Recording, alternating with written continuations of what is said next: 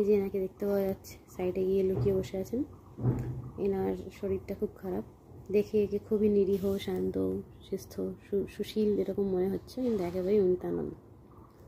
ওনার শরীর খারাপ, সম্ভবত টিক ফিভার হয়েছে, এখনও রিপোর্টটা আসেনি, রাত্রে আসবে।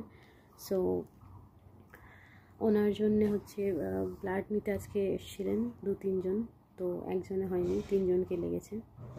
সেই 3 জন এসে সামলাতে পারেনি, তার ফলে আমার হাতে এইটা হয়েছে। আর ফাইনালি ওর ব্লাড নেওয়া হয়েছে। আমি ঠাকুরের নাম, মানে জাস্ট মা কালীর নাম করে গেছি কন্টিনিউ। আর তারপরে হচ্ছে হাত পা বেঁধে লাস্টে একটা বোতলকে কেটে, কলারও রাখছে না, কলারও উড়িয়ে দিয়েছে পুরো ঝড়ের মতন।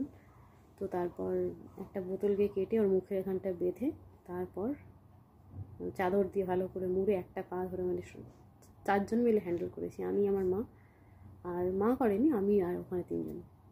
তো ফাইনালি নেওয়া হয়েছে। ওরা বলে গেল যে লাইফের ফার্স্ট এতটা অ্যাগ্রেসিভ বিড়াল এই ফার্স্ট টাইম দেখলাম, মানে পুরো সবাইকে নাকানি চোবানি খাইয়ে দিয়েছে। এখনও ওদিকে তাকিয়ে তাকিয়ে দেখছে, কী দেখছে, একটু আগে খেয়েছে, উইসকাস খেয়েছে, দানা খেয়েছে, নিজেই এসে দেখলাম খেলো, শান্তি পেলাম, একটু প্রাণে প্রাণ এলো আর কি। মানে খায় না, একা